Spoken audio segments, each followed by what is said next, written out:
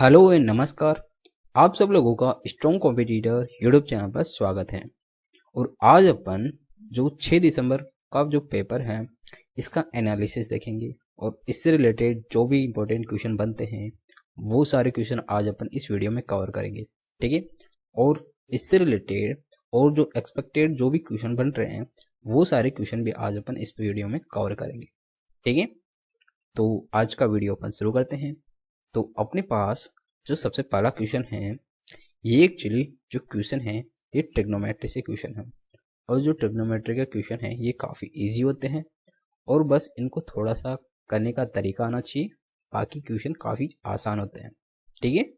तो ये क्वेश्चन है जो कि एसएससी के जो एग्ज़ाम है सीजीएल का, ये लास्ट ईयर आया था और इस बार भी आपको इस प्रकार का कोई ना कोई क्वेश्चन किसी ना किसी शिफ्ट के अंदर पूछ लिया जाएगा, ठीक है। तो ये वाला मेथड काफ़ी इंपॉर्टेंट हो जाता है, ठीक है। जो ये क्वेश्चन है इस क्वेश्चन को मैं आपको दो तरीके से बताऊंगा। मैं आपको इसको बेसिक से बताऊंगा और आपको एग्जाम में किस तरीके करना है वो भी मैं आपको बताऊंगा, ठीक है।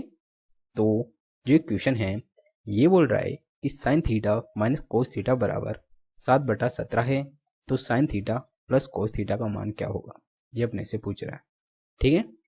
तो ऐसे क्वेश्चन के अंदर अपन क्या करते हैं कि जब अपने पास sine theta minus cos theta की वैल्यू देकर sine theta plus cos theta की वैल्यू पूछता है तो अपन क्या करते हैं, इन दोनों का स्क्वायर करके जोड़ देते हैं, ठीक है। तो जो sine theta minus cos theta इसका whole square plus sine theta plus cos theta इसका होल स्क्वायर, इन दोनों को अगर अपन जोड़ते हैं तो इसका मान क्या आता है, इसका मान आता है 2, ठीक है।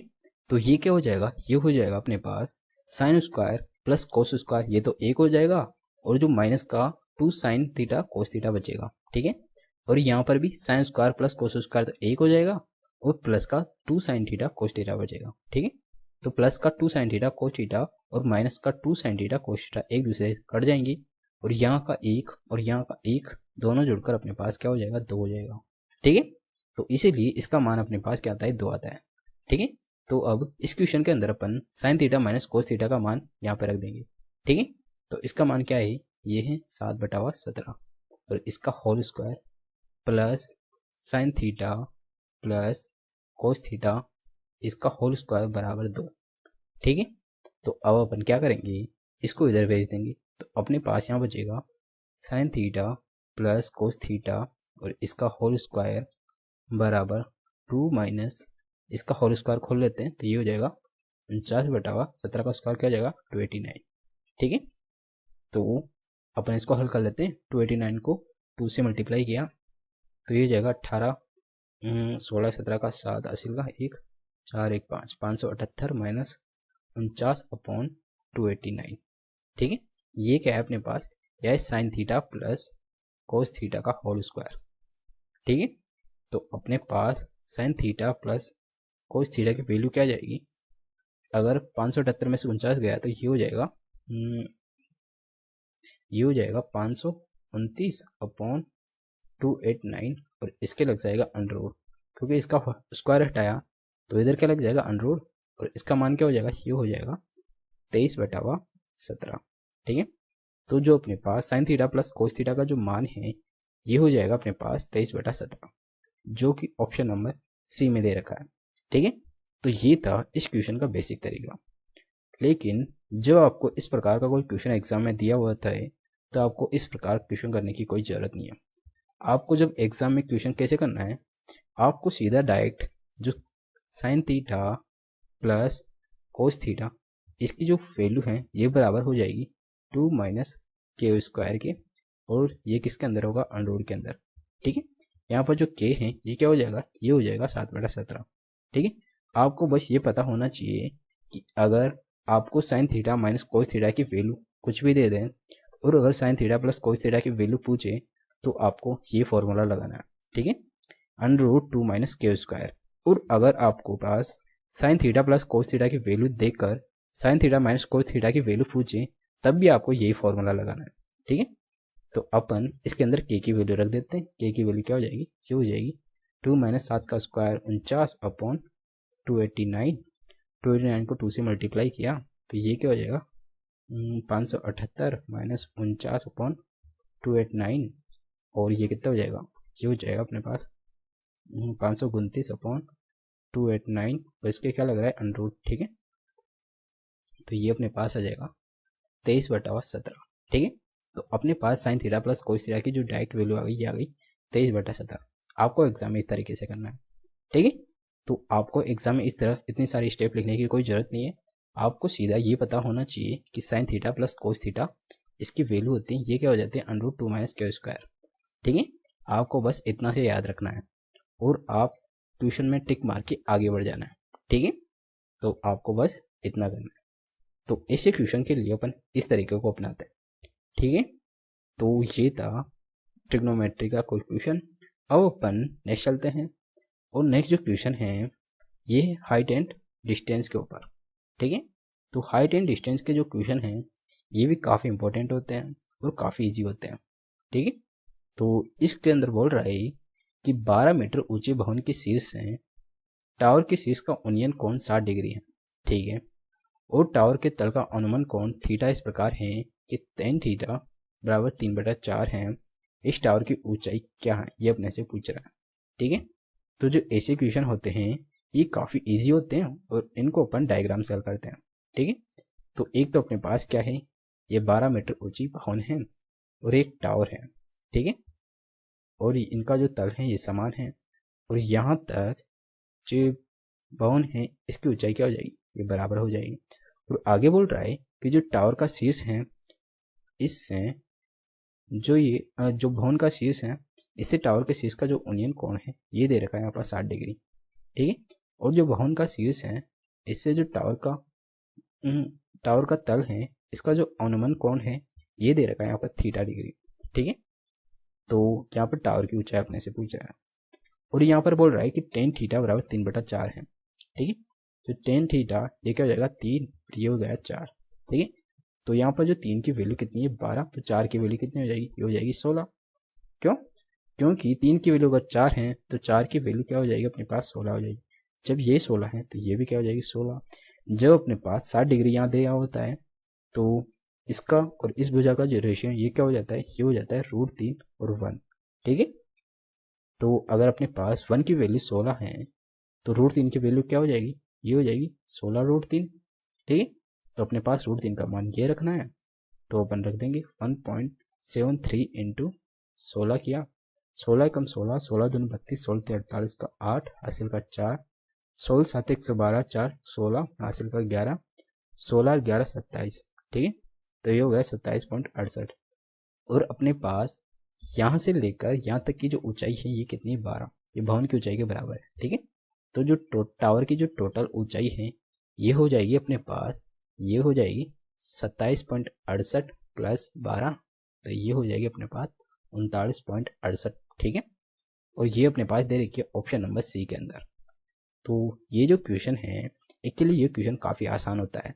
बस इस प्रकार के क्वेश्चन को अपने को एक चीज़ याद रखना होता है, अगर अपने पास यहाँ पर कोई त्रिभुज है, ठीक है, ये कोई 90 डिग्री का त्रिभुज है और थीटा अपने पास अगर 60 डिग्री दे दें, कितना 60 डिग्री दे दें, तो जो लंब वाली भुजा है और आधार वाली भुजा है इन दोनों का रेशियो हो जाएगा √3 और 1 और जो कर्ण है ये हो जाएगी 2। ठीक है, और अगर अपने पास किसी त्रिभुज के अंदर, ठीक है, जो थीटा है वो 30 डिग्री दे दें तो उसके अंदर जो लंब है वो तो हो जाएगा 1 और जो आधार है वो हो जाएगा √3 और जो कर्ण है ये 2 रहेगा। ठीक है, तो ये जो भुजाओं का रेशियो है ये तब होता है जब यहाँ पर 60 डिग्री और 30 डिग्री होता है, और जब किसी त्रिभुज के अंदर 90 डिग्री वाले त्रिभुज के अंदर जब यहाँ पर थीटा 45 डिग्री का होता है तो यहाँ पर जो लंब और आधार का जो रेशियो है ये हमेशा 1:1 होता है और जो कर्ण होता है ये √2 हो जाता है। ठीक है, ये जो रेशियो है ये हाइट एंड डिस्टेंस के जितने भी क्वेश्चन हैं तो उन क्वेश्चनों को करने के लिए काफ़ी इंपॉर्टेंट होता है। अगर ये रेशियो याद है अपने को तो ये जो क्वेश्चन है हाइट एंड डिस्टेंस के ये क्वेश्चन काफ़ी आसानी से हल हो जाते हैं। ठीक है, तो बस आपने को ये रेशियो याद रखना होता है, इससे अपने पास जो क्वेश्चन है काफ़ी आसानी से और रेशियो मेथड से काफ़ी जल्दी हल हो जाता है। ठीक है, और मैं आपके लिए वही तरीका लाता हूँ जो काफ़ी आसान होता है और क्वेश्चन को कितना जल्दी और कितना आसान बना देता है। ठीक है, तो नेक्स्ट चलते हैं। जो नेक्स्ट क्वेश्चन है ये एक्चुअली मेंसुरेशन से, और जो मेंसुरेशन का क्वेश्चन है एक्चुअली जो मेंसुरेशन के क्वेश्चन के अंदर ये काफ़ी इजी क्वेश्चन होते हैं, और ऐसे क्वेश्चन आपको बार बार पूछते हैं। ये क्वेश्चन आपको CHSL के अंदर भी पूछेंगे, और इसीलिए इस प्रकार के क्वेश्चन काफ़ी इंपॉर्टेंट हो जाते हैं। ठीक है, तो जो क्वेश्चन है ये बोल रहा है कि एक वर्ताकार पार्क का क्षेत्रफल 12,474 वर्ग मीटर है। ठीक है, पार्क के चारों ओर 3.5 मीटर चौड़ा पथ है। ठीक है, पथ का क्षेत्रफल क्या है ये अपने से पूछ रहा है। ठीक है, तो बेसिकली ये क्वेश्चन बोल रहा है कि एक वर्ताकार पार्क है। ठीक है, और इसके चारों ओर 3.5 मीटर एक क्या है पथ है। ठीक है, ये 3.5 मीटर का एक पथ है और इसका क्षेत्रफल अपने से पूछ रहा है। ठीक है, इसकी जो चौड़ाई है ये कितनी है, 3.5 मीटर। ठीक है, अब अपन क्या करेंगे, जो बड़ा वाला वृत्त है इसमें से छोटा वाला वृत्त घटा देंगे तो अपने पास ये जो पथ है इसका क्षेत्रफल आ जाएगा। ठीक है, तो उसके लिए अपन क्या करते हैं, सबसे पहले अपन क्या करेंगे, बड़े वाला का क्षेत्रफल दे रखा है तो इसकी त्रिज्या निकालेंगे। तो त्रिज्या क्या हो जाएगी, ये हो जाएगी πr², मतलब 22/7 इंटू r² बराबर 12,474। ठीक है, अब अपन इसको 11 से काट लेते हैं, 2 बार, 11 कम 11, 11 कम 11, 11 या 33, और यहाँ पर बचा कितना, 4 है ना, यहाँ पर 4 है, तो 11 चौक 44। ठीक है, तो यहाँ पे हो गया कितना, 11 चौक 44। फिर इसको 2 से काट लेते हैं, 11 पंजे 55, 11 2 से काटा, 2 पंजे 5 और 5 दूना 10, और ये कितनी बार, 6 बार कट गया, बचा कितना, एक 7 बार कट गया। और यहाँ पर कितना होगा, 7, 7 को अपन इधर भेज देंगे, तो r² बराबर 567 इंटू 7। अगर अपन इसके अंदर 7 का भाग देंगे तो ये क्या हो जाएगा, 8 और 1। ठीक है, और अपन 7 इंटू 7 जो भाग दिया उस 7 को अपन इधर गुणा कर देते हैं। इससे जो क्वेश्चन है काफ़ी आसान हो जाता है, और अपने पास r की वैल्यू आसानी से आ जाएगी। अपन क्या करेंगे, यहाँ से जो r की वैल्यू है ये क्या हो जाएगी, इसके अंडर लगा देंगे, और यहाँ से अपन ये किसका, 9 का, और इन दोनों 7 में से एक 7 बाहर निकाला तो r हो गया अपने पास 63। ठीक है, तो जो अपने पास इस अंदर वाले वृत्त हैं इसकी जो त्रिज्या है ये आ गया अपने पास 63। ठीक है, और अपने पास इसकी चौड़ाई कितनी दे रही है, 3.5 मीटर। तो जो बाहर वाला वृत्त है इसकी जो त्रिज्या है ये कितनी आ गई, ये आ गई 66.5। ठीक है, अब अपन क्या करेंगे, इसका क्षेत्रफल निकाल लेंगे। तो क्षेत्रफल निकालने के लिए अपन क्या करेंगे, 22/7 बाहर वाले की त्रिज्या का स्क्वायर, मतलब 66.5 का स्क्वायर माइनस अंदर वाले वृत्त की त्रिज्या का स्क्वायर, ये कितनी है, 63 का स्क्वायर। ठीक है, तो अपन इसको कैसे हल करेंगे, a plus b a minus b से हल कर लेंगे। तो a प्लस बी मतलब इन दोनों को जोड़ा तो ये कितना हो जाएगा, 5, और ये हो जाएगा 129। ठीक है, इंटू, और इनको माइनस किया तो ये हो जाएगा 3.5। ठीक, और यहाँ पर कितना है, 22/7। 7 से काटा, ये कितनी बार, 5 बार, पॉइंट का 0 नीचे उतार लिया, इस पॉइंट का भी 0 पर नीचे उतार लेते हैं। ठीक है, 5 को अपन 22 से मल्टीप्लाई किया, 110, 1295 इंटू 110 किया, और जो ये पॉइंट हैं ये 0 हैं, इस 0 से अपन इस 0 को काट लेते हैं, अपने पास 1 10 बचा, इसका भाग दे देंगे। ठीक है, तो अपन 11 को इससे मल्टीप्लाई किया तो 11 पंजे 55 हासिल का 5, 11 ना 99, 5 104 हासिल का 10, 11 दूना 22 और 10 32, 32 का 2 हासिल का 3, 11 और 3 कितना हो गया, 14। तो अपने पास क्या आया, और जो 10 का भाग लगाया तो ये हो गया अपने पास 1424.5। ठीक है, ये क्या आ गया अपने पास, पथ का क्षेत्रफल आ गया। ठीक है, और ये अपने से पूछ रहा था कि पथ का क्षेत्रफल क्या हो जाएगा, पथ का क्षेत्रफल हो गया अपने पास 1424.5 मीटर स्क्वायर। ठीक है, जो कि अपने पास ऑप्शन नंबर ए में दे रखा है। ठीक है, तो आपको एग्जाम में इस क्वेश्चन को कैसे करना है, आपको एग्जाम में क्वेश्चन को इस तरीके से करना है, बस आपको थोड़ी स्पीड रखना है। आपको यहाँ पर कैलकुलेशन थोड़ी सी ज़्यादा है तो इसलिए आपको थोड़ी स्पीड बना के रखना होगा। मैं आपको समझाने के लिए इस क्वेश्चन को धीरे धीरे किया, तो आपको बस क्वेश्चन को जल्दी से करना है। इस प्रकार के क्वेश्चन को, इस प्रकार के क्वेश्चन का कोई करने का शॉर्ट तरीका नहीं है, आपको बस थोड़ी सी कैलकुलेशन को बढ़ाना होगा और जल्दी जल्दी इस प्रकार के क्वेश्चन को करना है। ठीक है, तो ये था क्वेश्चन नंबर 3। और ऐसे ही क्वेश्चन आपको एग्जाम के अंदर पूछे जा रहे हैं और आगे की जो शिफ्ट है उसके अंदर आपको इस प्रकार के क्वेश्चन पूछे जा सकते हैं। ठीक है, तो ये काफ़ी इंपॉर्टेंट तरीका है और काफ़ी इंपॉर्टेंट क्वेश्चन है। ठीक है, तो जो नेक्स्ट क्वेश्चन है ये क्वेश्चन अपने पास एक्चुअली ये काफ़ी इंपॉर्टेंट क्वेश्चन है और इस प्रकार का क्वेश्चन आपको लास्ट ईयर सीजीएल के एग्जाम में पूछा गया था। ठीक है, तो इसलिए इस प्रकार का मेथड का क्वेश्चन काफ़ी इंपॉर्टेंट हो जाता है क्योंकि इस प्रकार का क्वेश्चन किसी ना किसी शिफ्ट के अंदर आपको देखने को मिल जाएगा। ठीक है, क्योंकि ये काफ़ी आसान होता है और मल्टीपल टाइम पूछा जाता है। ठीक है, तो अपन इस क्वेश्चन को कैसे करेंगे, इसके लिए आपको पता होगा कि ये क्या है, 3 का स्क्वायर प्लस 4 का स्क्वायर बराबर 5 का स्क्वायर। ये एक ट्रिपलेट है। ठीक है, क्यों? क्योंकि जब ये ट्रिपलेट बन रहा है तो इनकी जो घात हैं या जो स्क्वायर हैं ये क्या है, बराबर हैं और इनका जो आधार है ये अलग अलग है।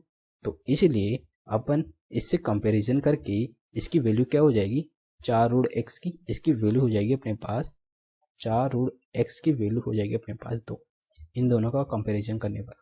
ठीक है, तो अपन इन दोनों का क्या करेंगे, इन दोनों के अपन पावर 4 से मल्टीप्लाई कर देंगे। ठीक है, तो इधर तो हो जाएगा x, ठीक है, और इधर क्या हो जाएगा 16। ये एक्चुअली 4 बार नहीं है, ये 4 यहाँ पर है। ठीक है, तो इसलिए अपने पास जो x की वैल्यू ये क्या हो जाएगा 16, जो कि ऑप्शन नंबर डी में है।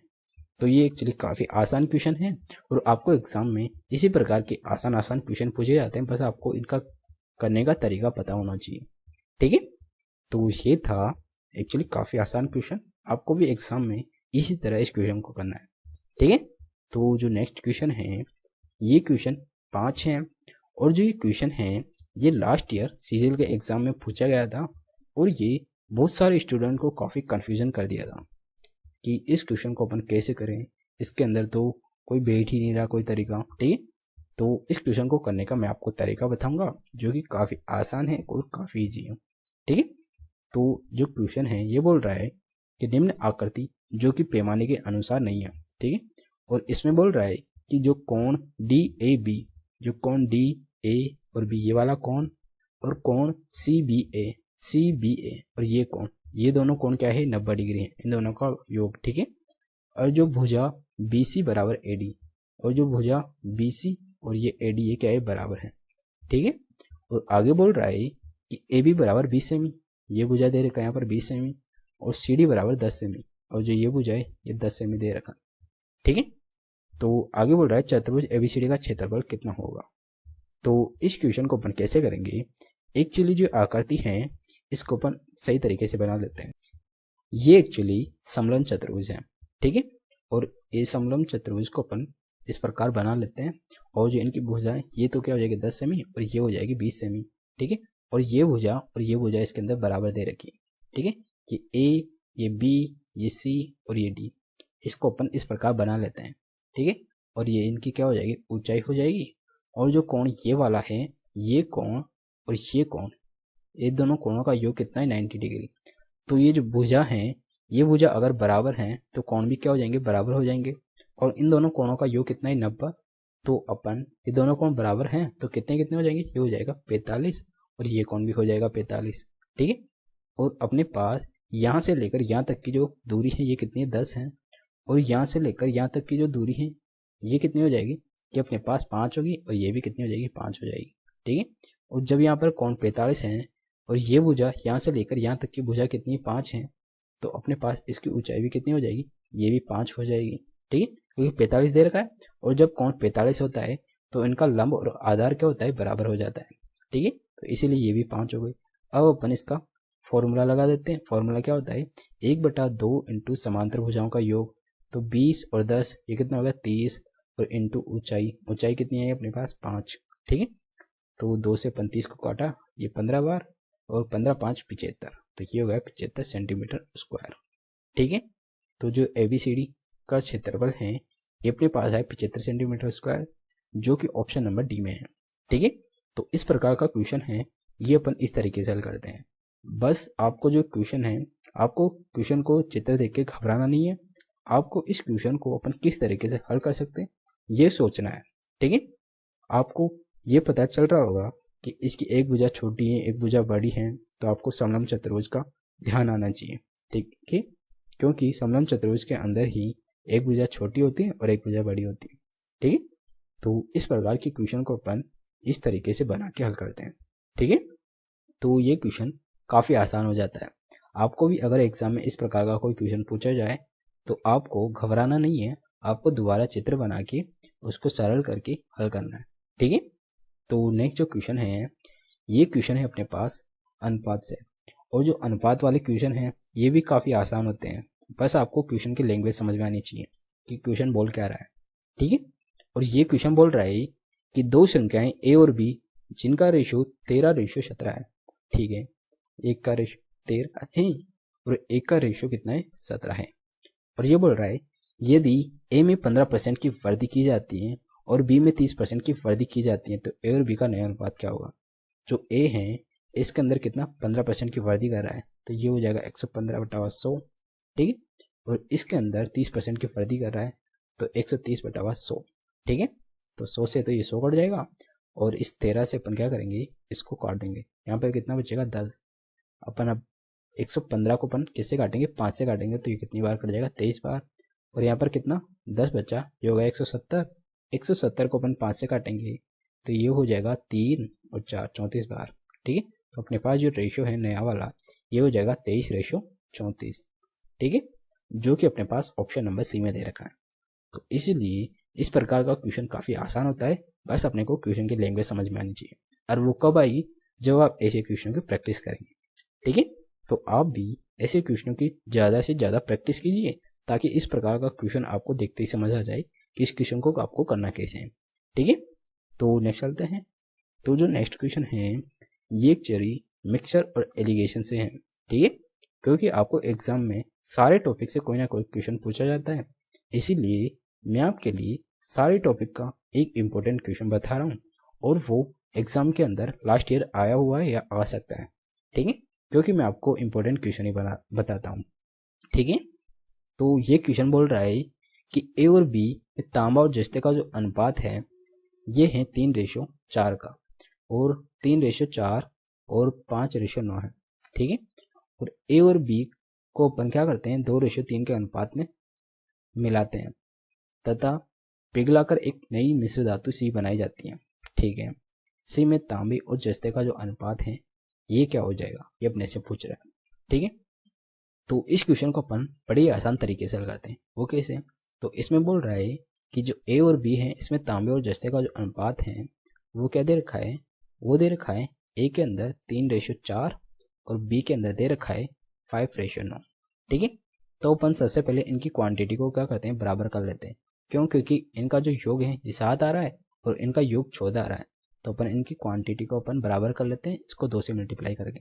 ठीक है, अब आगे बोल रहा है कि इसको 2:3 के अनुपात में मिलाया जाता है, तो अपन क्या करेंगे, इसको 2 से मल्टीप्लाई कर देंगे, इसको 3 से मल्टीप्लाई कर देंगे ताकि इस अनुपात में मिल सके। ठीक है, अब अपन इस वाले अनुपात को 4 से मल्टीप्लाई कर देंगे, तो ये हो जाएगा 4×3 12, 4×4 16। और इस वाले जो अनुपात हैं इस अनुपात को 3 से मल्टीप्लाई कर देंगे, 3×5 15 और 3 नाम 27, ये हो जाएगा 27। अब इन दोनों अनुपात को अपन जोड़ लेंगे, ये हो जाएगा 27। ठीक है, और ये हो जाएगा अपने पास 43। तो अपने पास नया जो अनुपात हो जाएगा ये हो जाएगा 27:43। और ये अपने से पूछ रहा था कि तांबे और जस्ते का जो अनुपात है नई धातु के अंदर सी में ये क्या हो जाएगा, ये हो जाएगा अपने पास 27:43, जो कि ऑप्शन नंबर डी में दे रखा है। ठीक है, तो इस प्रकार के क्वेश्चन को अपन इस तरीके से हल करते हैं ताकि ये क्वेश्चन काफ़ी आसानी से और जल्दी हल हो जाए। ठीक है, तो ऐसे क्वेश्चन आपको एग्जाम में बार बार पूछे जाते हैं और आपको जो एसएससी की एक चल रहा है एग्जाम, इसके अंदर किसी ना किसी शिफ्ट के अंदर ये वाला क्वेश्चन जरूर पूछेगा। ठीक है, और लास्ट ईयर भी इस प्रकार के क्वेश्चन कई शिफ्ट के अंदर पूछे गए थे। ठीक है, तो इसीलिए ये पैटर्न काफ़ी इंपॉर्टेंट हो जाता है। तो ये था मिक्सचर एंड एलिगेशन से, जिसको अपन रेशियो से हल करते हैं। ठीक है, तो नेक्स्ट चलते हैं। तो जो नेक्स्ट क्वेश्चन है ये एक्चुअली अपने पास टाइम एंड वर्क से है, ये क्वेश्चन जो कि काफ़ी इंपॉर्टेंट है। ठीक है, और ये बोल रहा है कि 14 व्यक्ति एक कार्य को 18 दिन में कर सकते हैं। 5 दिन के बाद 5 दिन कार्य करने के बाद 6 श्रमिक ने कार्य छोड़ दिया। ठीक है, और कार्य के अंतिम दिन वापस शामिल हो गए। कार्य कितने दिन में पूरा हुआ, ये अपने से पूछ रहा है। तो ऐसे क्वेश्चन आपको हर शिफ्ट के अंदर देखने को मिल जाएगा कि कोई व्यक्ति काम कर रहे हैं और एक छोड़ के जा रहा है या कुछ व्यक्ति छोड़ के जा रहे हैं। इस प्रकार के क्वेश्चन आपको हर शिफ्ट के अंदर देखने को मिल जाएंगे। तो इस प्रकार के क्वेश्चन काफ़ी इंपॉर्टेंट होते हैं, ठीक है। तो इस क्वेश्चन को अपन कैसे करेंगे, यहाँ बोल रहा है 14 व्यक्ति एक कार्य को 18 दिन में करते हैं। तो अपने पास जो टोटल वर्क है ये क्या हो जाएगा, ये हो जाएगा 14 × 18 किया, ये हो जाएगा 18 × 72 का 2 हासिल का 7, 18 7 25, ये हो जाएगा 552। टोटल वर्क हो गया अपने पास 552, ठीक है। और आगे बोल रहा है 5 दिन के बाद, 5 दिन के कार्य के बाद 6 श्रमिक ने कार्य छोड़ दिया। तो जो 6 श्रमिक हैं 5 दिन तक तो कार्य करेंगे, ठीक है। तो 5 दिन तक कितने कार्य करेंगे, ये 14 × 5 मतलब 14 व्यक्ति 5 दिन तक कार्य करेंगे। तो ये कितना हो गया 70, ठीक है। और आगे बोल रहा है कि और कार्य के अंतिम दिन वापस शामिल हो जाते हैं, ठीक है। और वापस जो लास्ट का एक दिन बचता है उसके अंदर वापस 14 व्यक्ति कार्य करते हैं। तो ये कितना हो जाएगा, ये हो जाएगा 14, ठीक है। तो अपने पास जो 14 व्यक्ति ये कितना कार्य करें, ये कार्य करें अपने पास 84, ठीक है। तो अपने पास जो 6 छोड़ के गए थे वो कार्य कौन करेगा, वो कार्य करेंगे अपने पास 8 व्यक्ति। तो अपने पास जो कार्य बचा वो कितना बचा, इसमें से अपन इसको घटा लेंगे, ठीक है। तो 252 में से अपन 84 घटाया तो ये हो जाएगा अपने पास 12 में से 4 गया तो ये हो जाएगा 8, और यहाँ पर 14 में से 8 गया 6, 168, ठीक है। तो अपने पास बचा 168। और जो 168 हैं ये कौन करेगा, 6 तो छोड़ के चले गए तो बचे कितने 8, तो 8 व्यक्ति इस कार्य को करेंगे, ठीक है। तो अपन 8 का भाग दे देंगे तो ये क्या हो जाएगा 8 दूनी 16, 8 एकम 8, तो मतलब 21 डेज के अंदर ही 8 व्यक्ति इस कार्य को कर देंगे। तो ये बोल रहा है कि कार्य कितने दिन में समाप्त हुआ। तो यहाँ पर 5 दिन तो यहाँ लगे, 1 दिन ये लगा और 21 दिन ये लगे। तो टोटल कार्य कितना हो गया, टोटल दिन हो गए अपने पास, ये हो गए 6 और 21 27, तो ये हो गए 27 डेज, ठीक है। और ये अपने से पूछ रहा था कितने दिन लगे, तो इसमें लगे 27 दिन, जो कि ऑप्शन नंबर डी में दे रखा है, ठीक है। बस जो क्वेश्चन है टाइम एंड वर्क का, ये एक्चुअली काफ़ी आसान होता है। बस अपने को क्वेश्चन की लैंग्वेज समझ में आनी चाहिए। जो ये अर्थमेटिक के सारे क्वेश्चन होते हैं इनके अंदर लैंग्वेज का ही कमाल होता है। अगर आपको लैंग्वेज समझ आ गई तो क्वेश्चन अपने आप हल होने लग जाता है, ठीक है। तो ये कब समझ आएगी, जब आप ऐसे क्वेश्चनों की प्रैक्टिस ज़्यादा से ज़्यादा करेंगे। तो इसीलिए आप इन क्वेश्चनों की ज़्यादा से ज़्यादा प्रैक्टिस करिए, और मैं आपके लिए वही क्वेश्चन लाता हूँ जो एग्जाम ओरिएंटेड होते हैं, और उन क्वेश्चनों को अपन कितनी आसानी से हल करें मैं आपको वो तरीका बताता हूँ, ठीक है। तो इसीलिए आप इस चैनल पर बने रहिएगा। अगर आपने सब्सक्राइब नहीं किया तो आप इस चैनल को सब्सक्राइब कर दीजिएगा, क्योंकि मैं आपके लिए आगे भी जो CHSL का पेपर लगेगा उसके लिए भी मैं आपके लिए काफ़ी मॉक टेस्ट लाऊंगा, ताकि आपकी जो प्रैक्टिस है वो अच्छे से हो सके। क्योंकि जो CHSL का पेपर है उसका नोटिफिकेशन आज आ चुका है, और 6 दिसंबर से आपके फॉर्म भरना चालू हो चुके हैं। ये 1 जनवरी तक आपके फॉर्म भरेंगे। तो इसीलिए आपके पास ओनली 2 महीने बचे, क्योंकि जो नोटिफिकेशन के अंदर बोल रहा है कि आपका फरवरी और मार्च के अंदर एग्ज़ाम स्टार्ट हो जाएगा। तो इसीलिए अब से आपके पास ओनली 3 महीने बचे, ठीक है। तो आप जितना ज़्यादा प्रैक्टिस कर सकें उतना ज़्यादा प्रैक्टिस करिएगा, क्योंकि जितना आप प्रैक्टिस करेंगे आपकी स्पीड इंप्रूव होगी और आपका जो क्वेश्चन करने का तरीका है वो डेवलप हो जाएगा। तो जितना हो सके उतना मॉक टेस्ट दीजिए, उतने ज़्यादा क्वेश्चन हल करिए, और मैं आपके लिए वो सारे क्वेश्चन मैं आपको करवाऊँगा, और जितनी प्रैक्टिस हो सके मैं आपको करवाऊँगा, ठीक है। तो इसके लिए आपको चैनल पर बने रहना है, और अगर आपने सब्सक्राइब नहीं किया तो आप चैनल को सब्सक्राइब कर दें और नोटिफिकेशन को भी ऑन कर दें। जब भी कोई वीडियो आएगा तो आपको पता चल जाएगा, ठीक है। तो नेक्स्ट चलते हैं। तो जो नेक्स्ट क्वेश्चन है ये है क्वेश्चन नंबर 9, और ये जो क्वेश्चन है ये पाइप एंड सिस्टम से है, ठीक है। तो जो पाइप वाले क्वेश्चन हैं ये भी काफ़ी आसान होते हैं, और ये जो क्वेश्चन है ये बोल रहा है कि ABC किसी टंकी को 30, 40 और 60 घंटे में भर सकते हैं, ठीक है। पाइप ABC को एक ही दिन में क्रमशः सुबह 7, 8 और 10 बजे चालू किया जाता है। टंकी किस समय भर जाएगी, ये अपने से पूछ रहा है, ठीक है। तो बेसिकली ये क्वेश्चन बोल रहा है कि अपने पास 3 पाइप हैं, ठीक है, जिनको अलग अलग टाइम पर खोला जाता है, ठीक है। और यहाँ पे बोल रहा है कि जो A पाइप है ये टंकी को 30 घंटे में भर सकता है, और जो B पाइप है ये 40 घंटे में भर सकता है, और जो C पाइप है ये 60 घंटे में भर सकता है, ठीक है। तो अब अपन इनकी एफिशिएंसी निकाल लेंगे। तो इनका लघुत्तम कितना आ रहा है, ये आ रहा है 120। तो जो ए की एफिशिएंसी वो कितनी आ जाएगी, ये 4 हो जाएगी, बी की 3 हो जाएगी, सी की कितनी हो जाएगी 2। तो इनकी जो टोटल एफिशिएंसी वो कितनी हो जाएगी, 9 हो जाएगी। ठीक है। और अब ये बोल रहा है कि जो ए बी सी हैं इनको 7 8 10 बजे चालू किया जाता है। तो अगर ए को 7 बजे चालू किया जाता है तो ये कितने घंटे के लिए काम करता है, ये 3 घंटे के लिए काम करता है। ठीक है। और बी को 8 बजे चालू किया जाता है तो ये कितने घंटे के लिए, 2 घंटे काम करता है। ठीक है। तो ये 3 घंटे में कितना कर लेगा, ये 12 काम कर लेगा। और ये 2 घंटे में कितना कर लेगा, 6 कर लेगा, मतलब 6 भर लेगा ये। ठीक है। और अपने को भरना कितना है, 120 भरना है। अगर 120 में से 10 बजे से पहले ये कितना भर चुके, ये भर चुके अपने पास 18। तो बचा कितना अपने पास, 120 में से अपन क्या करेंगे, 18 घटा देंगे तो अपने पास बचा 102। ठीक है। अब जो 102 हैं ये 10 बजे के बाद भरेंगे तीनों मिलके। ठीक है। और ये कितने टाइम में भरेंगे, ये भरेंगे अपने पास 102 में 9 का भाग दे देंगे तो अपने पास टाइम निकल के आ जाएगा। तो 9 को भाग दिया तो 11 बार, बचा कितना, 3/9, मतलब 1/3। तो अपन इसको मिनट में बदल लेंगे तो वो 60 से मल्टीप्लाई किया तो ये जाएगा 20, मतलब 11 घंटा और 20 मिनट लगी इसको। ठीक है, इसको भरने के अंदर। जब ये 10 बजे के बाद तीनों मिलकर इस टंकी को भरते हैं तो इनको टाइम लगा है यहाँ पर 11 घंटा 20 मिनट। और पूछ कह रहा है यहाँ पर कितने बजे तक भर देगा, तो अपने पास 10 बजे के बाद है ना, तो 10 बजे के बाद 11 घंटे लग रहे हैं, 11 घंटे 20 मिनट, तो 20 मिनट ये हो जाएगी। और 10 और 11 कितना जाएंगे, 21। 21 का मतलब क्या होता है, शाम के 9, मतलब रात के 9 बज गए। और ये 9:20 यहाँ पे हो जाएगा PM। ठीक है। तो 9 बजे ये क्या कर देंगे, भर देंगे पूरी टंकी को, जो कि अपने पास ऑप्शन नंबर सी में दे रखा है। ठीक है। तो ये था क्वेश्चन नंबर 9। और ऐसे ही क्वेश्चन आपको मल्टीपल टाइम पूछे जाते हैं। ठीक है। और ऐसे क्वेश्चन को अपन कितनी आसानी से इस तरीके से हल करते हैं, और एग्जाम में भी आपको इसी तरह हल करना है, बस आपको थोड़ी स्पीड बढ़ाना है। मैं आपको समझाने के लिए धीरे धीरे बताया ताकि आप अच्छे से समझ सकें, और एग्जाम में आप जितनी ज़्यादा प्रैक्टिस करेंगी आपकी स्पीड उतनी ऊपर होगी। ठीक है। तो आप ज़्यादा से ज़्यादा प्रैक्टिस करिएगा।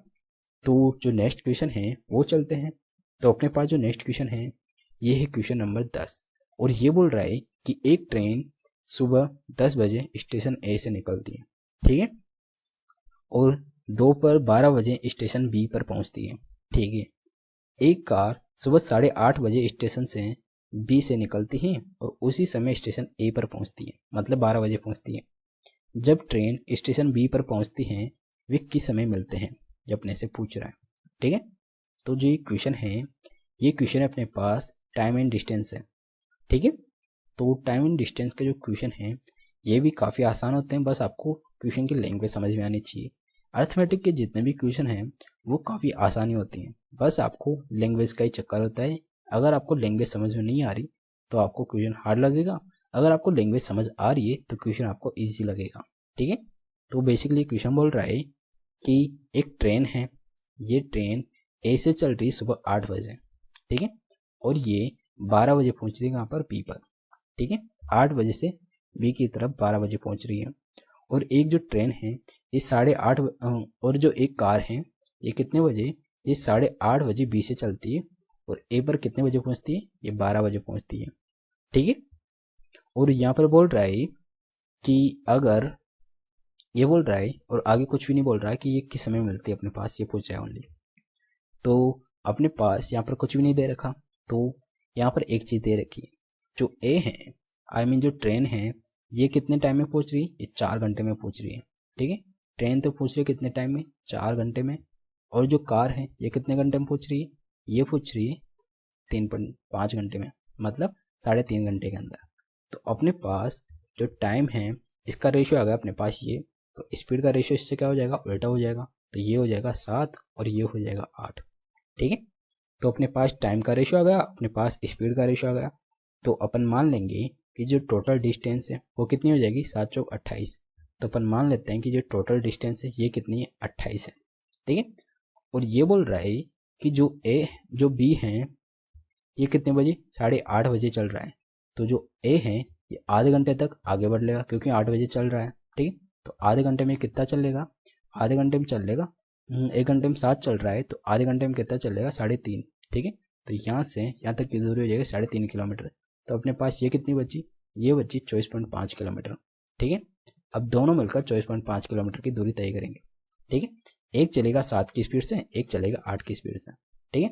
जो टोटल डिस्टेंस है ये कितनी है, ये 24.5, और जो एक चलेगा कितनी, ये मिल कौन से टाइम रहे, तो जो टाइम है वो क्या हो जाएगा, total distance upon total time, total distance upon speed in दोनों की, ठीक है। तो ये कितनी हो गई, ये हो गई 15, ठीक है।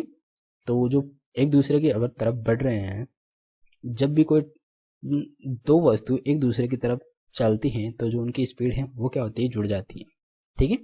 तो इसीलिए यहाँ पर अपन दोनों की स्पीड को जोड़ दिए, तो इसीलिए अपने पास जो इनके मिलने का टाइम है वो हो जाएगा 24.5 अपॉन 15। तो अपन क्या करेंगे, यहाँ पर 60 से मल्टीप्लाई करेंगे ताकि अपने पास मिनट में आंसर आ जाए। 15 एकम 15, 15 चौक 60, और 4 से इसको मल्टीप्लाई किया तो ये जाएगा 98, ठीक है। तो 98 का मतलब 1 घंटा और 38 मिनट, ठीक है। तो अपने पास 1 घंटा 38 मिनट के बाद ये मिलेंगे, मतलब 8:30 बजे चल रहे हैं, 8:30 बजे के बाद इनको इतना टाइम लगेगा, मतलब 8:30 के बाद इनको लग रहा है 1 घंटा 38 मिनट। तो 8, 6 और 9 मतलब 10 बजकर इसको 8 मिनट पर ये क्या करेंगे, एक दूसरे से मिल जाएंगे, जो कि अपने पास ऑप्शन नंबर सी में दे रखा है। ये 10:08 पर एक दूसरे से मिलते हैं, ठीक है। तो बेसिकली ये क्वेश्चन ये बोल रहा है। तो ऐसे क्वेश्चन को करने के लिए जैसे जैसे क्वेश्चन बोलता है वैसे वैसे अपने को करना होता है, बस आपको क्वेश्चन की लैंग्वेज समझ में आनी चाहिए, और ऐसे क्वेश्चन को करने के लिए थोड़ी प्रैक्टिस की भी ज़रूरत होनी चाहिए, क्योंकि जितनी ज़्यादा आप प्रैक्टिस करेंगे ऐसे क्वेश्चन आप तुरंत कर पाएंगे, और आपको इन क्वेश्चन का करने का तरीका वो समझ आ जाएगा कि ऐसे क्वेश्चन को अपन किस तरह हल करें, ठीक है। तो ये था क्वेश्चन नंबर 10 जो कि टाइम एंड स्पीड से था। नेक्स्ट चलते हैं। नेक्स्ट जो क्वेश्चन है, ये एक्चुअली जो क्वेश्चन है ये बोट एंड स्ट्रीम से है, ठीक है। और ये क्वेश्चन भी काफ़ी आसान होते हैं, ठीक है। और ये बोल रहा है कि एक नाव 30 किलोमीटर की दूरी धारा के प्रतिकूल मतलब अप स्ट्रीम 3 घंटे में और धारा के अनुकूल मतलब डाउन स्ट्रीम 1 घंटे में जाती, ठीक है। यह नाव शांत जल में 60 किलोमीटर की दूरी तय करने में कितना समय लगी, ठीक है। तो वो बेसिकली ये बोल रही है कि जो एक नाव है ये जा रही है अप स्ट्रीम मतलब x माइनस वाई, और ये कितना 30 किलोमीटर की दूरी 3 घंटे में जा रही है, मतलब 10 किलोमीटर प्रति घंटे की स्पीड से जा रही है, ठीक है। और ये बोल रहा है कि जो इसकी डाउन स्ट्रीम की जो स्पीड है वो क्या है, x प्लस वाई, और ये 1 घंटे के अंदर डाउन स्ट्रीम जा रही है, मतलब जो 30 किलोमीटर 1 घंटे के अंदर जा रहा है तो इसकी स्पीड क्या हो जाएगी अपने पास 30 किलोमीटर प्रति घंटा, ठीक है।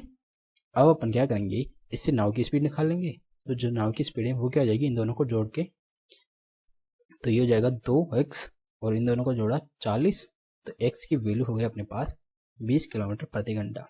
और आगे बोल रहा है कि नाव शांत जल में 60 किलोमीटर कितनी दूरी में तय करेगी, 20 की स्पीड से 60 किलोमीटर, ठीक है।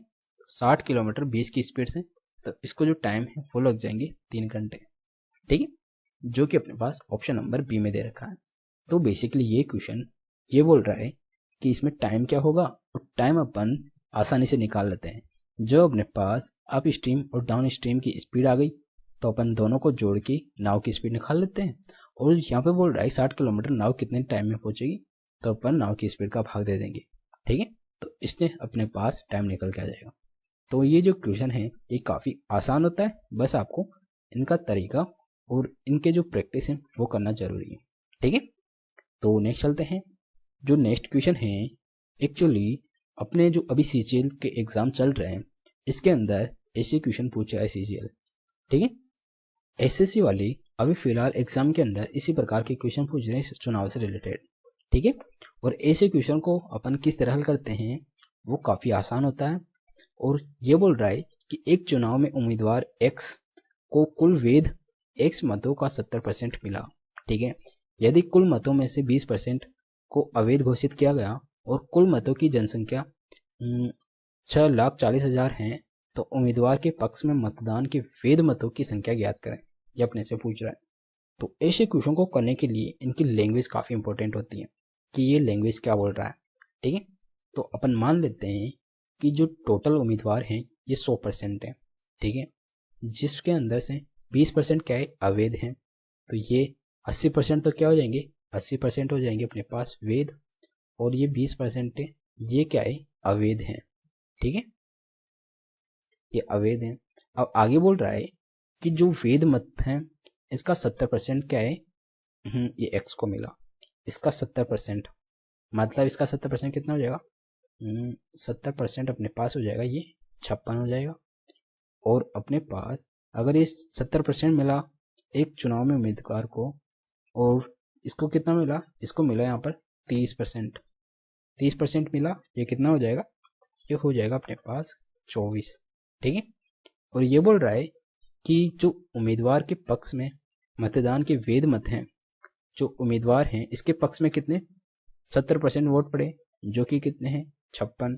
ठीक है, तो इसकी संख्या कितनी है, जब अपन ने 100% मानी तो अपने पास जो उम्मीदवार हैं इसको कितने मिले, 56% मिले। जब टोटल कितना है 6,40,000 है, तो इसका अपन क्या करेंगे 56% निकाल लेंगे। ठीक है, तो ये क्या हो जाएगा, ये हो जाएगा 6,40,000 का 56% अपने से पूछ रहा है। ठीक है, 2 जीरो से 2 जीरो काटा, 6 को 4 से गुणा किया, 6 चौका 24 का 4 हासिल कर दो, 4 36 2 38, 5 का 20 का 0 हासिल कर दो, 5 का 30 2 32, 4 8 5 3 और ये 2 जीरो। ठीक है, तो अपने पास क्या आ गया, अपने पास आ गया 3,58,400। ये अपने पास क्या है, उम्मीदवार के पास जितने मतलब चुनाव में उम्मीदवार को कितने मत मिले या कौन कितने वोट मिले, ये मिले इसको 3,58,400, जो कि अपने पास ऑप्शन नंबर ए में दे रखा है। ठीक है, तो ये क्वेश्चन एक्चुअली काफ़ी आसान होता है और ऐसे क्वेश्चन को अपन ट्री मेथड से हल करते हैं। बस अपने को क्वेश्चन की लैंग्वेज समझ में आनी चाहिए। अगर आपको क्वेश्चन की लैंग्वेज समझ में आ गई तो आप इस प्रकार के क्वेश्चन को काफ़ी आसानी से हल कर रहे होंगे। और ये कब आएगा, जब आप ऐसे क्वेश्चनों की प्रैक्टिस करेंगे, क्योंकि प्रैक्टिस से ही इस प्रकार के क्वेश्चन करना काफ़ी आसान होता है और इससे इस प्रकार के क्वेश्चन करने की जो स्पीड है और अंडरस्टैंडिंग है वो बनती है। ठीक है, तो ऐसे क्वेश्चनों की या क्वेश्चनों की आप ज़्यादा से ज़्यादा प्रैक्टिस करिएगा। ठीक है, और वो मैं आपके लिए लाता रहूँगा, तो आप चैनल पर बने रहिएगा। ठीक है, तो वो नेक्स्ट चलते हैं। तो जो नेक्स्ट क्वेश्चन है, एक्चुअली ये क्वेश्चन है ये प्रॉफिट एंड लॉस का क्वेश्चन है और काफ़ी आसान है। बस इसमें भी अपने को क्वेश्चन की लैंग्वेज समझ में आनी चाहिए, क्योंकि इस प्रकार के क्वेश्चन में काफ़ी स्टूडेंट कन्फ्यूज हो जाते हैं और गलत कर देते हैं। ठीक है, तो जो क्वेश्चन है ये बोल रहा है कि 800 रुपये में 2 वस्तुओं को बेचने पर एक व्यक्ति को 3 वस्तुओं के क्रय मूल्य के बराबर लाभ होता है। ठीक है, तो लाभ परसेंट ज्ञात करें। ठीक है, तो मैं आपको बताता हूँ कि बहुत से स्टूडेंट इसके अंदर क्या गलती करते हैं। ठीक है, तो वो पढ़ लेते हैं कि 2 वस्तुओं को बेचने पर, मतलब 2 की एसपी, ठीक है, ये क्या हो जाएगी 2 की एसपी और 3 वस्तुओं के क्रय मूल्य के बराबर है, तो मतलब 3 की सीपी के बराबर है। और इनका रेशियो निकाल लेंगे, ये क्या हो जाएगा 3:2 हो जाएगा। और यहाँ पर कितना बढ़ रहा है, 1 बढ़ रहा है कितने पे, 2 पे, इंटू किया, ये हो जाएगा अपने पास 50% लाभ हो जाएगा। ठीक है, तो ये स्टूडेंट ये गलती करते हैं, जबकि आपके पास ऑप्शन के अंदर कोई भी 50 नहीं दे रखा। ठीक है, क्योंकि ये तरीका गलत है। क्योंकि जो क्वेश्चन, अगर कोई स्टूडेंट क्वेश्चन को सही ढंग से नहीं पढ़ता तो वो गलत कर देता है। अगर आपके पास ऑप्शन के अंदर 50 दिया हुआ तो स्टूडेंट 50 पे टिक मार के आगे बढ़ जाता, जो कि गलत हो जाता। ठीक है, लेकिन आपको इस क्वेश्चन को काफ़ी अच्छे से और ध्यान से पढ़ना है कि क्वेश्चन आखिरकार बोल क्या रहा है। ठीक है, तो बेसिकली ये क्वेश्चन बोल रहा है कि 800 रुपये में 2 वस्तुओं को बेचने पर एक व्यक्ति को 3 वस्तुओं के क्रय मूल्य के बराबर लाभ होता है। तो मतलब जो लाभ है ये 3 वस्तुओं के क्रय मूल्य के बराबर है, ये बोल रहा है क्वेश्चन। ठीक है, तो जो लाभ है इसको कैसे निकालेंगे, जब ये 2 वस्तुओं को क्या कर रहा है, बेच रहा है, तो 2 वस्तु को खरीदेगा। ठीक है, तो 2 वस्तुओं की सीपी, तो जो 2 वस्तुओं की एसपी में से 2 वस्तुओं की सीपी घटा देंगे तो अपने पास क्या आ जाएगा, ये आ जाएगा लाभ। और जो ये लाभ है ये किसके बराबर है, ये 3 वस्तुओं की सीपी के बराबर है, ये बोल रहा है बेसिकली क्वेश्चन। ठीक है, आपको इस तरह नहीं करना, आपको क्वेश्चन को समझना है और क्वेश्चन क्या बोल रहा है वो अप्लाई करना है। ठीक है, तो इसके अंदर अपन क्या करेंगे, जो 2 सीपी है इसको इधर भेज देंगे, तो 2 एसपी बराबर 2 इधर भेजा तो इधर क्या हो जाएगा 5 सीपी हो जाएगा। अब इसका रेशियो निकाल लेंगे अपन, इधर 5 और इधर 2। ठीक है, तो ये कितना बढ़ रहा है, 3 बढ़ रहा है कितने पे, 2 पे, इसका अपन 100% निकाल लेंगे तो ये हो जाएगा अपने पास कितना, 150%। ठीक है, तो इसका जो लाभ है ये कितना है 150%, जो कि ऑप्शन नंबर डी में दे रखा है। ठीक है। तो आपको इस प्रकार के क्वेश्चन को इस तरीके से हल करना है, ना कि इस तरीके से। ठीक है, आपको क्वेश्चन को अच्छे से पढ़ना है कि आखिरकार क्वेश्चन बोल क्या रहा है। आप जल्दीबाजी के अंदर इस प्रकार के क्वेश्चन को गलत कर देते हैं और बाद में सोचते हैं अरे यार ये तो गलत हो गया। आपको ऐसा नहीं करना, आपको क्वेश्चन को ध्यान से पढ़ना है। ठीक है, तो नेक्स्ट चलते हैं। तो जो नेक्स्ट क्वेश्चन है ये दे रखा है क्वेश्चन नंबर 14 और इसके अंदर बोल रहा है कि एक दुकानदार एक वस्तु को इसके अंकित मूल्य पर 18% की छूट देने के बाद 492 रुपये में बेचता है। ठीक है, यदि वह किसी प्रकार की छूट नहीं देता तो उसके क्रय मूल्य पर 20% का लाभ होता है। ठीक है, इस वस्तु का क्रय मूल्य ज्ञात करें, मतलब सीपी बोल रहा है कि सीपी क्या होगी। ठीक है,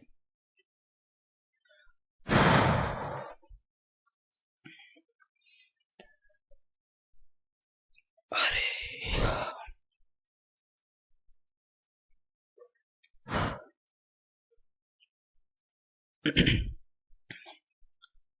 तो बेसिकली ये क्वेश्चन बोल रहा है कि एक दुकानदार अंकित मूल्य पर 18% की छूट दे रहा है। तो अपन मान लेते हैं इसका जो अंकित मूल्य है ये 100% है और इस पर 18% की छूट दे रहा है, मतलब ये 82% में बेच रहा है।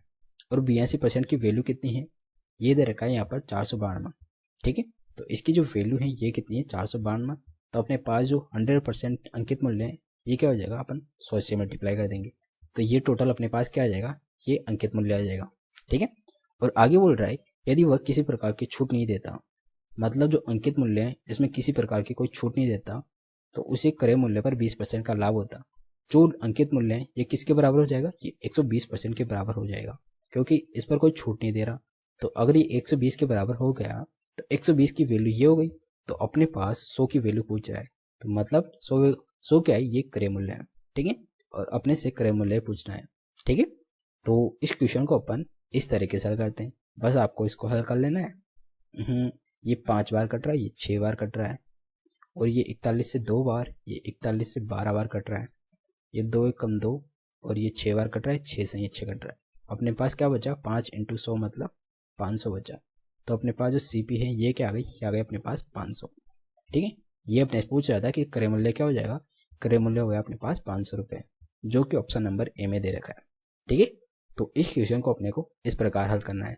बस आपको जो क्वेश्चन है ये क्या बोल रहा है ये आपको समझना है और अप्लाई करना है। ठीक है, तो बस आपको इस प्रकार के क्वेश्चनों को समझने के लिए प्रैक्टिस करनी पड़ेगी, और जितनी ज़्यादा आप प्रैक्टिस करेंगे आपको क्वेश्चन उतना ही ज़्यादा समझ आएगा और आप खुद से उस क्वेश्चन को बनाएंगे अलग अलग तरीक़ों से। ठीक है, तो ये था क्वेश्चन नंबर 14 जो कि डिस्काउंट का क्वेश्चन था, और ऐसे ही क्वेश्चन आपको सिंपल सिंपल एग्जाम के अंदर पूछे जा रहे हैं। ठीक है, ये क्वेश्चन लास्ट ईयर पूछा गया था और इस बार भी इसी पैटर्न पर आपको क्वेश्चन पूछा गया था। तो आगे भी कई शिफ्ट के अंदर इस पैटर्न पर क्वेश्चन पूछे जाएंगे, जो कि काफ़ी इंपॉर्टेंट टॉपिक है और काफ़ी इंपॉर्टेंट पैटर्न है। ठीक है, तो ये एसएससी का काफ़ी फेवरेट पैटर्न है। इस पर मल्टीपल टाइम पूछे जाते हैं क्वेश्चन, चाहे वो सीएचएसएल का हो या सीपीओ का। इस प्रकार के पैटर्न पर किसी ना किसी शिफ्ट के अंदर कोई ना कोई क्वेश्चन आ जाता है, तो ये पैटर्न काफ़ी इंपॉर्टेंट होता है। ठीक है, तो ये था क्वेश्चन नंबर 14 जो कि काफ़ी इंपॉर्टेंट है, और मैं आपके लिए जो इम्पोर्टेंट क्वेश्चन है वही लाता हूँ। तो नेक्स्ट चलते हैं। तो नेक्स्ट जो क्वेश्चन है ये है क्वेश्चन नंबर 15, और ये बोल रहा है कि किसी निश्चित राशि पर 15% प्रति वर्ष की दर से 3 वर्ष का साधारण ब्याज अपने को 7200 दे रखा है, तो वह राशि क्या हो जाएगी, मतलब प्रिंसिपल क्या हो जाएगा।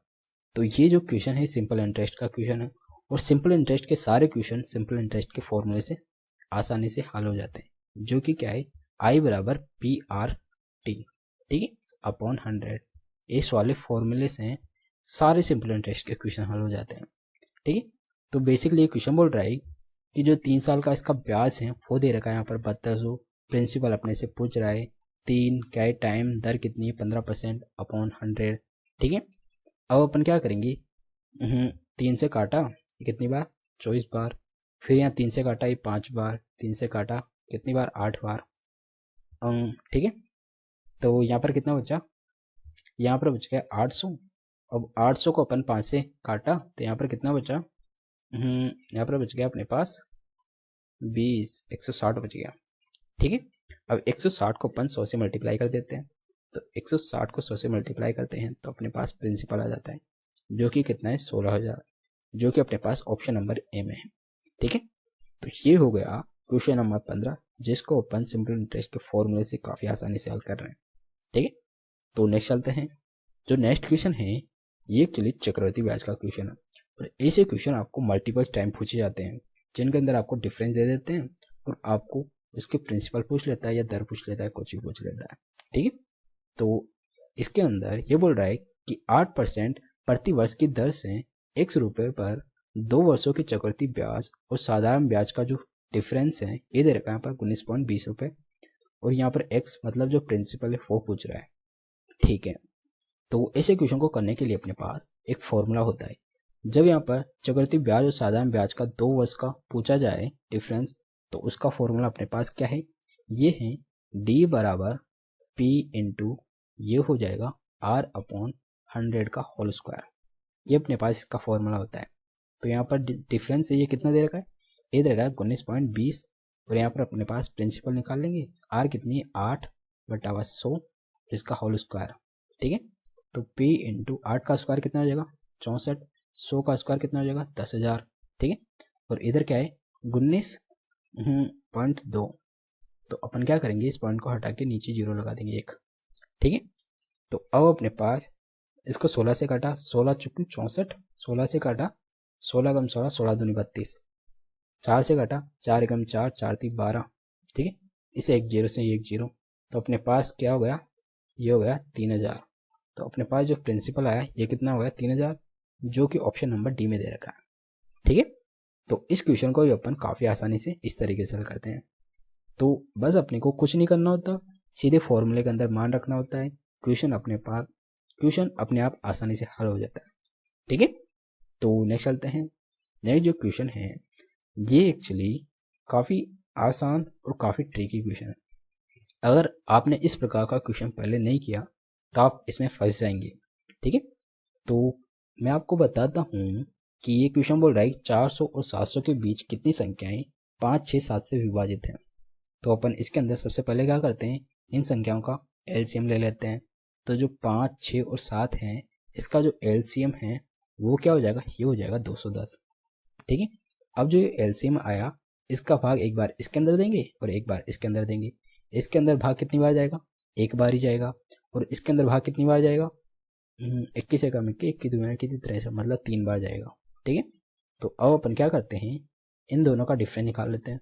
3 माइनस 1 किया तो 2, मतलब ये जो संख्याएं हैं, मतलब जो 210 हैं, ये कितनी बार विभाज्य होगा, ये ऐसी दो ही संख्या होगी जिसके अंदर इन तीनों संख्याओं का भाग जाएगा। ठीक है, और वो कौन कौन सी होगी, एक तो हो जाएगी अपने पास 420 और एक हो जाएगी 630। ये दो संख्याएं होगी इनके बीच जिनके अंदर अपने पास 210 का भाग जाएगा, या मतलब इनके एलसीएम का भाग जाएगा। ठीक है, तो ये था काफ़ी इम्पोर्टेंट और काफ़ी आसान क्वेश्चन था। बस आपको ये समझना चाहिए, ये तभी समझ में आएगा जब आप इस वाले क्वेश्चन की प्रैक्टिस करेंगे। ठीक है, तो ये भी काफ़ी आसान क्वेश्चन था, और इस प्रकार के क्वेश्चन को अपन इस तरीके से हल करते हैं। ठीक है, नेक्स्ट चलते हैं। जो नेक्स्ट क्वेश्चन है ये एलसीएम और एचसीएफ का क्वेश्चन है, और एग्जाम में आपको इस पैटर्न पर काफ़ी आसान क्वेश्चन पूछे जाते हैं। ठीक है, तो ये क्वेश्चन बोल रहा है यदि दो संख्याओं 390 और 420 का लघुत्तम यहाँ पर 5460 है, तो इन दोनों संख्याओं का महत्तम समापवर्तक मतलब एचसीएफ क्या होगा। ठीक है, तो अपन ऐसे क्वेश्चन के अंदर अपन क्या करते हैं, सबसे पहले इन दोनों का डिफरेंस निकाल लेते हैं।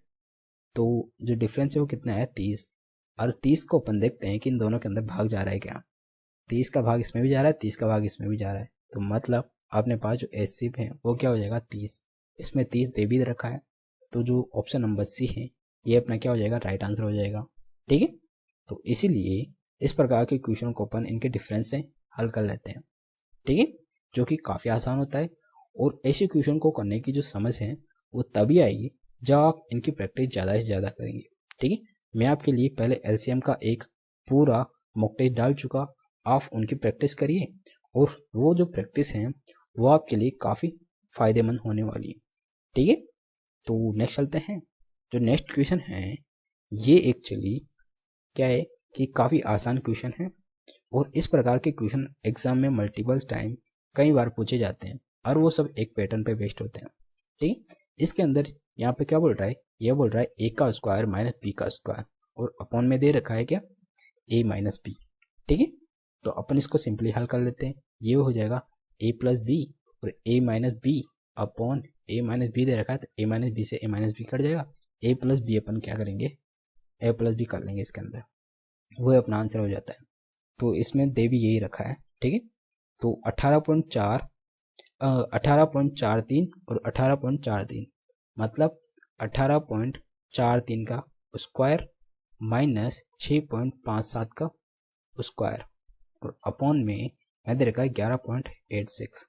ठीक है, तो इसको अपन क्या करेंगे, इस प्रकार हल कर लेंगे। तो ये क्या हो जाएगा, ये हो जाएगा अपने पास, एक बार इन दोनों को जोड़ते हैं या एक बार इन दोनों को घटाते हैं तो ये हो जाएगा अपने पास 11.86, और एक बार इन दोनों को जोड़ते हैं तो ये हो जाएगा अपने पास 25, और अपॉन में क्या दे रखा है 11.86, तो 11.86 से 11.86 कट जाएगा और अपने पास बचेगा ओनली 25, जो कि अपने पास ऑप्शन नंबर बी में दे रखा है। ठीक है, तो इस प्रकार के क्वेश्चन को अपन बेसिकली इसके अंदर देखते हैं कि ये बोल क्या रहा है। अगर यहाँ पर इन दोनों के डिफरेंस की वैल्यू अपॉन में दे रखा है तो अपन सीधा इसका योग निकाल लेंगे और आंसर पर टिक मार देंगे, और अगर अपने पास इस प्रकार के क्वेश्चन के अंदर इनका योग नीचे दे दें तो अपन सीधा उनका डिफरेंस निकाल लेंगे और टिक मार के आगे बढ़ जाएंगे। ठीक है, तो बस अपने को थोड़ी समझ होनी चाहिए कि आप आखिर क्वेश्चन बोल क्या रहा है। ठीक है, तो काफ़ी आसान होता है इस प्रकार का क्वेश्चन। तो जो नेक्स्ट है वो एक्चुअली आज का ये लास्ट क्वेश्चन था, तो इसलिए आज के जो क्वेश्चन हैं ये यहीं पर समाप्त होते हैं। तो आज के लिए इतना ही। अगर आपको ये वीडियो अच्छा लगा तो प्लीज़ वीडियो को लाइक करिएगा, और अगर आपको ये वीडियो ज़्यादा अच्छा लगा तो प्लीज़ चैनल को सब्सक्राइब कर दीजिएगा, क्योंकि मैं आपके लिए इसी तरह अच्छे अच्छे मॉक टेस्ट लाता रहूँगा। और आगे भी अपन CHSL का जो पेपर है, जो आज से इसके फॉर्म स्टार्ट हो गए और 4 जनवरी तक इसके फॉर्म भरेंगे, और फरवरी और मार्च के मध्य में इसका एग्ज़ाम स्टार्ट हो जाएगा। तो इसीलिए CHSL का पेपर के लिए आपके पास ओनली 2.5 महीने बच रहे हैं। तो आप जितनी ज़्यादा प्रैक्टिस कर सकते हैं उतनी ज़्यादा प्रैक्टिस करिए, वो मैं आपके लिए अच्छे अच्छे क्वेश्चन लाऊंगा और उनकी अपन प्रैक्टिस करेंगे। ठीक है, तो अगर आप इस चैनल पर बने रहना चाहते हैं तो चैनल को प्लीज़ सब्सक्राइब कर दीजिएगा, क्योंकि मैं आपके लिए इसी तरह अच्छे अच्छे मॉक टेस्ट लाता रहूँगा। ठीक है, तो मिलते हैं एक और नई वीडियो के साथ। So guys, thank you.